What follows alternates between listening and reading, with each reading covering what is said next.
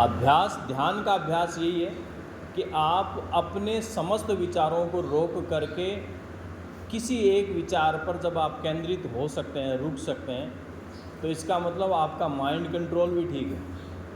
और शरीर का कंट्रोल दिखता है कि यदि आप किसी भी स्थिति में, एक ही स्थिति में लंबे समय तक बैठ सकते हैं, कितनी मिनट, तो आधा घंटा, 2 घंटे, 4 घंटे, 5 घंटे तो खैर बड़ी बात हो जाती है, लेकिन कम से कम 15-20 मिनट आप एक ही स्थिति, स्टैचू स्थिति जो होती है ना, जैसे बच्चे कई बार करते हैं कि स्टैचू, तो ये ऐसे लग गया तो लग गया, फिर ये नहीं कि पैर सुनना हो गया, हाथ सुनना हो गया, कमर में दर्द हो रहा है, सिर दुख रहा है, बार बार खुजली करने के लिए हाथ उठ रहे हैं, मक्खियाँ गैर जब मच्छर खाएँ, फिर वही स्थिति पकड़ जाएगा व्यक्ति, उसके असर नहीं होगा उन चीज़ों का।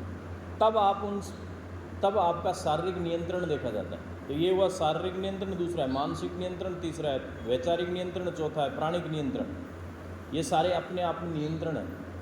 ये नियंत्रण पाने के लिए बार बार हम प्रैक्टिसें करवाते रहते हैं। हालांकि अच्छी नहीं लगती है बहुत सारे लोगों को, कि जिसका ध्यान नहीं किया वो, उसको ध्यान में रुचि नहीं होगी, वो नहीं चाहेगा कि ऐसे पटक दिया, क्या है, पढ़े हैं, थॉट प्रोसेस चल रहा है, वो टिकाव नहीं आएगा उसको। और दूसरा, जिसने आसन ही आसन करने की रुचि डाल ली है, तो अर्थात उसका बर्तन ज़्यादा ही हिल रहा है, ऐसे व्यक्तियों के संबंध खराब होते जाएंगे, ये ध्यान कर लेना। जितना ज़्यादा एक्टिव व्यक्ति होगा उसके रिलेशनशिप खराब होती जाएगी, उसके पारिवारिक रिलेशन तो बहुत ज़्यादा खराब ही होते जाते हैं, क्यों, वो टिकाव लेता ही नहीं, ना घर में, ना बाहर, ना जबान टिके, ना आंखें टिके, ना शरीर टिके, उसका टिकता नहीं। जिसके अंदर टिकाव नहीं है उसके लिए मन, शरीर, तन, ये सारी चीज़ें कष्टदायी हो जाती है। तो इसलिए बीच बीच में टिका करो। ये शनिवार इसलिए हमने थोड़ा सेलेक्ट कर रखा है कि कुछ ना कुछ हम टिका लेते हैं। हालांकि बहुत सारे लोगों की अच्छी स्थितियाँ भी है कि वो जैसी स्थिति में बैठे रहते हैं, ध्यान कर लेते हैं, भगवान का नाम करते हैं, तो भगवान के नाम में मग्न हो जाते हैं। लेकिन हम में से वर्तमान काल में 90% लोगों को स्ट्रेस जनित रोग ही है।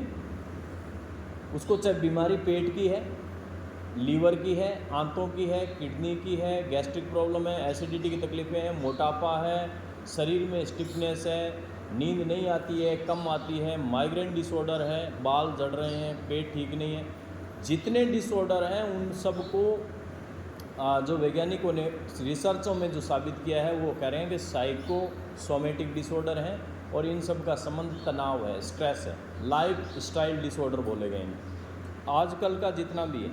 क्योंकि पहले तो कमी होती थी, कोई चीज़ की कमी हो जाती थी, आजकल इतना कमी वाला तो मैटर ख़त्म ही हो गया, अपने पास तो सप्लाई ज़्यादा ही है, फिर भी हमारा शरीर जो ठीक नहीं है, तो इसका मतलब हम अपने शरीर को बड़ा एक्टिव किए हैं। एक्टिव इतना नहीं रखना चाहिए।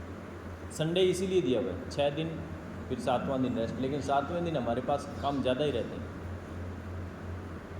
टिकते ही नहीं। भी बिजनेस वाला है, व्यापार वाला है, नौकरी वाला है, वो काम है, हाँ लिस्ट तैयार है, तो मतलब क्या हो संडे का, फिर मुद्दे ही खत्म हो गए। तो कुल मिलाकर के अगर अपने नहीं रोकेंगे तो ये बहुत ज़्यादा तनावग्रस्त स्थितियाँ हैं जो हम प्राप्त करते हैं। पटाखा बच जाता है, पता ही नहीं चलता, हार्ट अटैक पता नहीं चलता, ब्लड प्रेशर, चलते चलते किडनियाँ फेल, चलते चलते लीवर में तकलीफ़ें आ रही है, चलते चलते सडन कैंसर के रोग जो है बहुत ज़्यादा हो रहे हैं, अत्यधिक मात्रा में है। खान पान है, इसमें कोई शक नहीं है, खान पान भी है, लेकिन अगर आपका शारीरिक और मानसिक नियंत्रण ठीक ठाक है तो ऐसी स्थिति में इनसे काफ़ी हम बच सकते हैं, बचाव हो सकता है। बाकी सब वही सोई जो